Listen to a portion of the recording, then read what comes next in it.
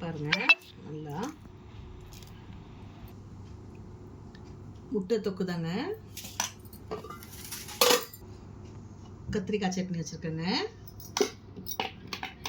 இதெல்லாம் எப்படி செஞ்சுருக்கேன்னு பார்க்கலாம். வீடியோக்குள்ளே வாங்க. ஊற்றிக்கலாங்க. லவங்கப்பட்டை ஏலக்காய் போட்டுக்கலாங்க. வெங்காயம் போட்டுக்கலாங்க.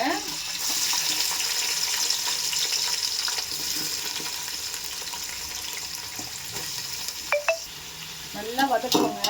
வதக்கிட்ட பிறகு காமிக்கிறேன் வெங்காயத்தை. இருக்கு பாருங்க. இப்போ இஞ்சி பூண்டு போட்டுக்கலாங்க.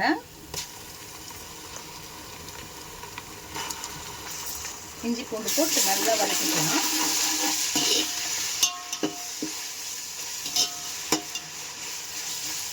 வெங்காயமும் இஞ்சி பூண்டும் சமமாக இருக்கு பாருங்க.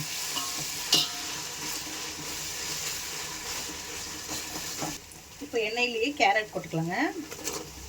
கேரட்டு, பீன்ஸு, உருளைக்கிழங்கு, பட்டாணி கொஞ்ச நேரம் ஊற வைங்க. ஊற வச்சுட்டு போடுங்க.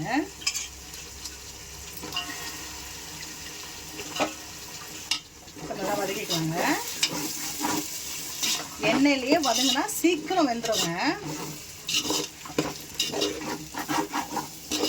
பாருங்க. புதினா போட்டுக்கலாங்க. கொத்தமல்லி போட்டுக்கலாம். பச்சை மிளகாய். அந்த ஸ்மெல் நல்லா இருக்குங்க புதினா போட்டால். அதுதான் காய்க்கூடிய புதினா கொத்தமல்லிலாம் போட்டுட்டேன். கல்லுப்பு போட்டுக்கலாங்க.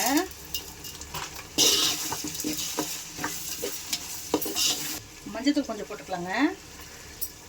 வெறும் மிளகாத்தூள் தாங்க போடுறேன். காரம் எவ்வளோ வேணுமோ அவ்வளோ போட்டுக்கோங்க. இப்போ தயிர் போட்டுக்கலாங்க.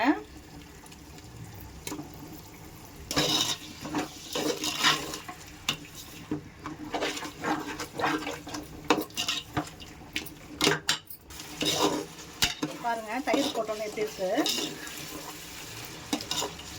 எண்ணெய் நல்லா பிரிஞ்சு வந்துருக்குங்க. ஸோ வெஜிடபிள் பிரியாணிக்கு எப்போவுமே எண்ணெய் கொஞ்சம் அதிகமாக போடுறாங்க, நல்லாயிருக்கும். இதே மட்டன் பிரியாணிக்கெலாம் எண்ணெய் கொஞ்சம் கம்மி பண்ணிக்கலாம். ஆனால் நீங்கள் இந்த வெஜிடபிள் பிரியாணிக்கெலாம் கொஞ்சம் எண்ணெய் கூடுதலாக போடலாங்க. இப்போ தக்காளி போட்டுக்கலாங்க.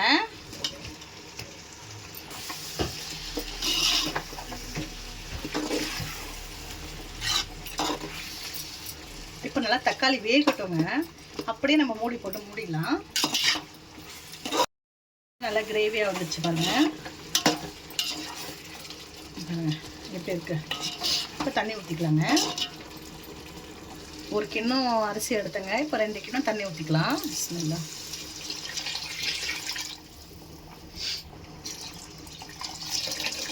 இப்போ காரம் உப்பு எல்லாம் செக் பண்ணிக்கலாம். கொதிக்கிட்டோம் நல்லா தண்ணி.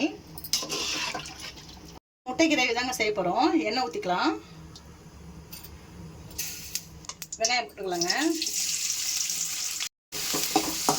நல்லா வதங்கிட்டோம் வெங்காயம்.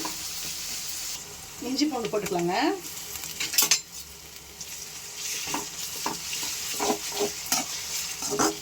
தக்காளியும் பச்சை மிளகாய் போட்டுக்கலாம்.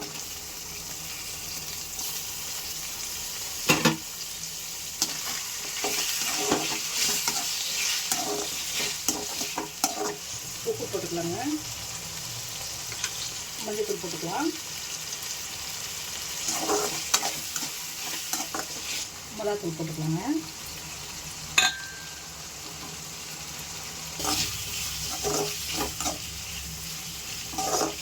கொத்தமல்லி கொஞ்சம் போட்டுக்கலாங்க. லாஸ்ட்டில் கொஞ்சம் போடலாம். இப்போ கொஞ்சம் தண்ணி ஊற்றிக்கலாம். நல்லா வெங்காய தக்காளி வதங்குற வரைக்கும் தண்ணி ஊற்றிக்கலாம்.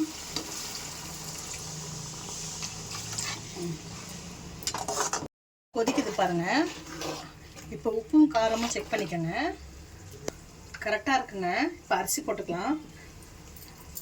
எப்போவுமே அரிசி நம்ம சமையல் செய்யும் போதே அரிசி ஊற வச்சுடுங்க. பாருங்கள் நல்லா ஊறி இருக்கு. இப்போ நல்லா தண்ணி வடி கட்டிட்டு வச்சுருக்கேன். இப்போ போட்டுக்கலாம். பிஸ்மில்லா.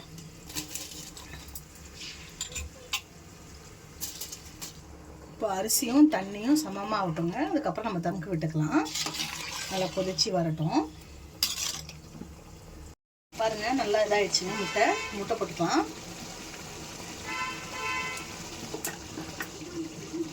இப்போ மிளகுத்தூள் போட்டுக்கலாங்க.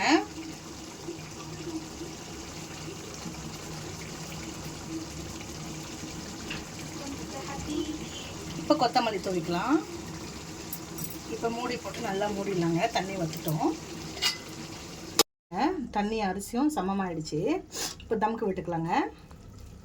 கொஞ்சமாக ஃபுட் கலர் தாங்க சேர்க்குறேன். உங்களுக்கு வேணும்னா சேர்த்துக்கோங்க, இல்லைன்னா ஸ்கிப் பண்ணிடுங்க.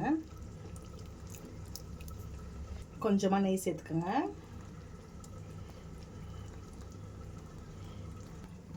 ஒரு 20 மினிட்ஸ் வைக்கலாங்க தம்க்கு. பாருங்கள், 20 மினிட்ஸ் கரெக்டாக ஆகிடுச்சுங்க. இப்போ தண்ணி இருக்கான்னு பார்த்துக்கலாம். பாருங்கள், இல்லை பாருங்கள். உங்களுக்கு இதே மாதிரி மெஷர்மெண்ட் வேணும்னா கூட நீங்கள் கமெண்ட் பாக்ஸில் கமெண்ட் பண்ணுங்கள். கண்டிப்பாக நான் சொல்கிறேன். பாருங்கள் எப்படி உதிரியாக இருக்குது. இவ்வளோதாங்க, முடிஞ்சிச்சு. முட்டை கிரேவி ரெடி ஆயிடுச்சுங்க. வெஜிடபிள் பிரியாணி தாங்க செஞ்சுருக்கேன். சஹர் சாப்பாடு தாங்க ரெடி பண்ணி கொடுத்து விடுறோம்.